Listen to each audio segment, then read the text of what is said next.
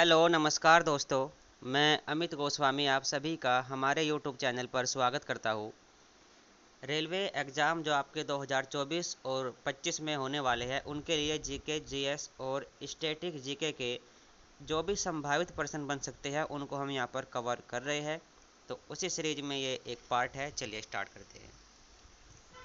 महिलाओं ने किस वर्ष ओलंपिक की सभी प्रतिस्पर्धाओं में हिस्सा लिया था? तो 2012 का जो ओलंपिक हुआ था, इस ओलंपिक में जितने भी खेल खेले गए थे सभी खेलों में महिलाओं द्वारा भागीदारी की गई थी। अगर बात करें पहली बार महिला खिलाड़ी किस ओलंपिक में भाग लिया था, 1924 का जो ओलंपिक हुआ था उसमें पहली बार 2 महिला खिलाड़ियों ने भाग लिया था। अभी हाल ही में जो एग्ज़ाम चले थे उसमें पूछा गया था कि ओलंपिक खेलों की शुरुआत किस वर्ष हुई थी। 1896 में ओलंपिक खेलों की शुरुआत की गई थी। भारत ने पहली बार कब भाग लिया था? तो भारत के द्वारा 1920 में पहली बार ओलंपिक में भाग लिया गया था। अगला प्रश्न है, हवाई जहाज़ में पाया जाने वाला एक ब्लैक बॉक्स नामक जो डब्बा रहता है उसका रंग कैसा होता है? तो ब्लैक बॉक्स का रंग जो होता है वो होता है नारंगी, और ये ब्लैक बॉक्स टाइटेनियम धातु का बना होता है, तो ये भी आपको याद रखना है। कई बार फिजिक्स की तरफ से प्रश्न पूछा जाता है कि वायुयान किस सिद्धांत पर कार्य करता है? तो ये बर्नौली के सिद्धांत पर कार्य करता है। अगला प्रश्न, महात्मा गांधी पर चित्रों की एक श्रृंखला उनके समय में किसके द्वारा बनाई गई थी? तो महात्मा गांधी के समकालीन एक चित्रकार थे अतुल डोडिया, जिन्होंने महात्मा गांधी पर एक उनकी जो है बनाई गई थी। और ये चित्रों से संबंधित कई बार पूछा जाता है, भारत का पिकासो। तो एम.एफ. हुसैन को भारत का पिकासो कहा जाता है। कर्नाटक के किस नदी का पानी लगातार काला, पीला और अब नीले रंग का हो गया है? तो ये हो गया है वर्षभावटी नदी।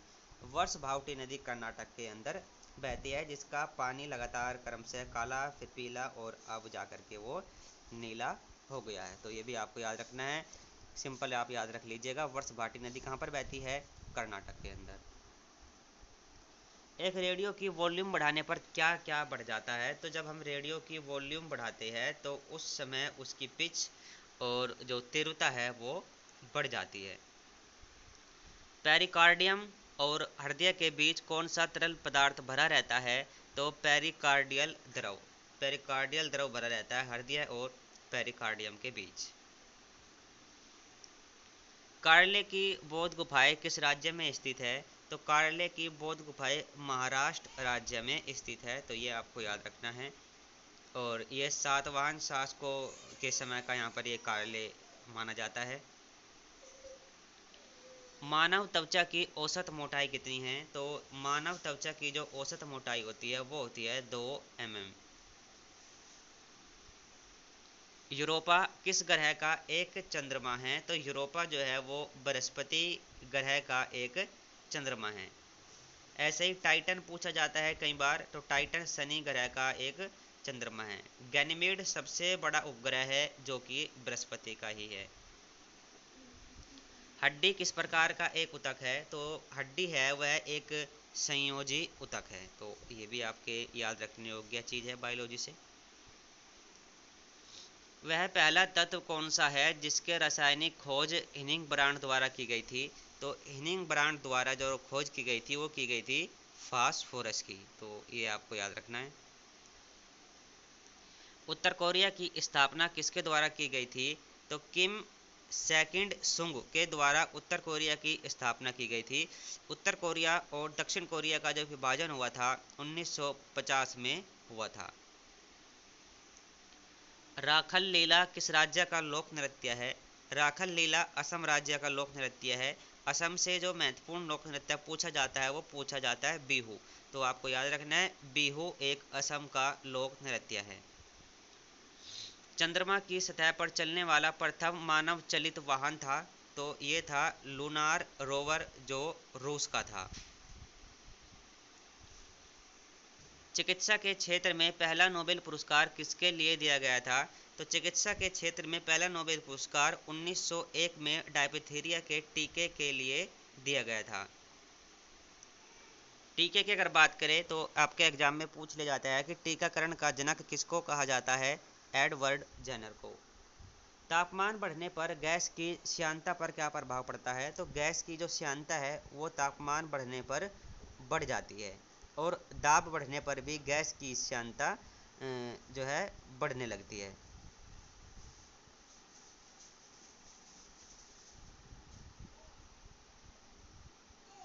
पोर्टलैंड सीमेंट का मुख्य घटक क्या है? तो चूना और रेत ये पोर्टलैंड सीमेंट का मुख्य घटक है। यहाँ पर आप इसको एक बार देख लीजिए दोबारा। तापमान बढ़ने पर गैस की श्यानता बढ़ती है, लेकिन दाब का कोई प्रभाव गैसों की श्यानता पर नहीं पड़ता है।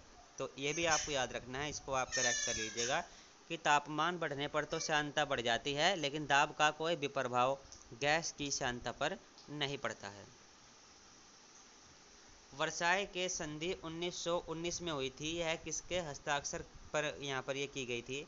तो वर्साय की जो संधि है ये 1919 में जो आपका प्रथम विश्व युद्ध हुआ था जब ये, तो उसकी समाप्ति की गई थी, जिसमें पेरिस शांति सम्मेलन जो किया गया था 1919 में, और वर्साय की संधि जर्मनी के हस्ताक्षर करके ये समाप्त की गई थी। पादप अंग जो सूर्य के प्रकाश को अवशोषित कर सकते हैं तो वो होते हैं क्लोरोप्लास्ट। फूल वाले पौधे किस समूह में पाए जाते हैं? तो फूल वाले जो पौधे हैं वो आवृतबीजी कहलाते हैं। जो पहली बौद्ध संगति कहाँ पर आयोजित की गई थी? तो पहली जो बौद्ध संगति है वो आयोजित की गई थी 483 ईसा पूर्व राजगृह में। तो यहाँ पर हम चारों बौद्ध संगति एक बार देख लेते हैं। पहली बौद्ध संगति 483 ईसा पूर्व राजगृह में, और इसके अध्यक्ष थे महाकश्यप। दूसरी बौद्ध संगति 383 ईसा पूर्व वैशाली में हुई थी, और इसके अध्यक्ष थे सबाकामी। तीसरी बौद्ध संगति 250 ईसा पूर्व में पाटलिपुत्र में हुई थी, जिसके अध्यक्ष थे मोगलीपुत्र तिस। चौथी बौद्ध संगति ये ईस्वी की प्रथम शताब्दी में हुई थी कुंडल वन के अंदर, जिसके जो अध्यक्ष थे वो थे वसुमित्र। शिवाजी ने मुगलों को किस संधि के द्वारा किलों को स्थानांतरित किया था? तो 1665 में की गई थी पुरंदर की संधि। तो आपको याद रखना है पुरंदर की संधि का वर्ष क्या था? 1665 था, जो मराठा और मुगलों के बीच में ये संधि हुई थी। मनसबदारी प्रणाली को किसने लागू किया था?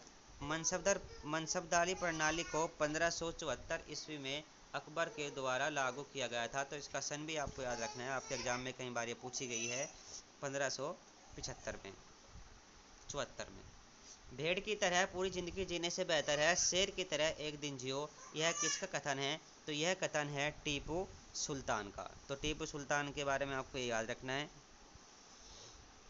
शासक कब बना था ये? तो 1782 ईस्वी में ये शासक बना था टीपू सुल्तान। और अंग्रेज जो है टीपू सुल्तान को अपना सबसे बड़ा दुश्मन भी ये समझते थे।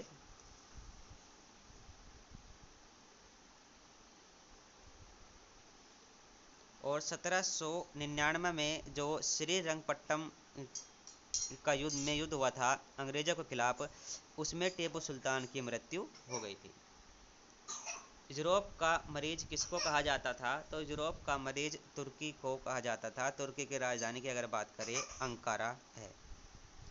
गांधी जी ने नमक कानून किस तिथि को भंग किया था? तो 6 अप्रैल 1930 में गांधी जी ने नमक कानून को भंग किया था। स्टार्ट किया था इसने 12 मार्च 1930 को साबरमती आश्रम से।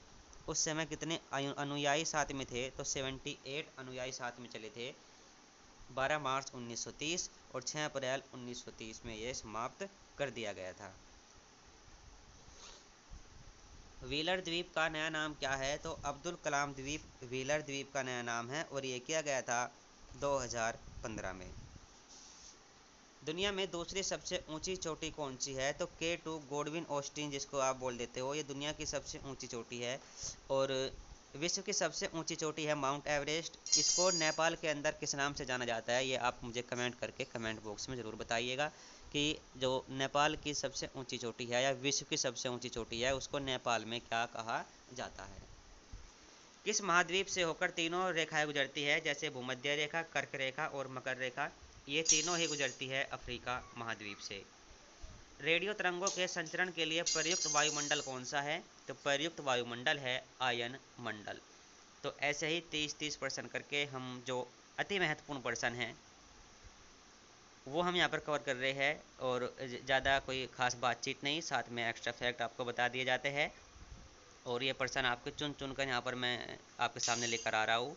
ऐसे ही वीडियो के लिए आप मेरे साथ बिल्कुल बने रहिएगा। Thank you.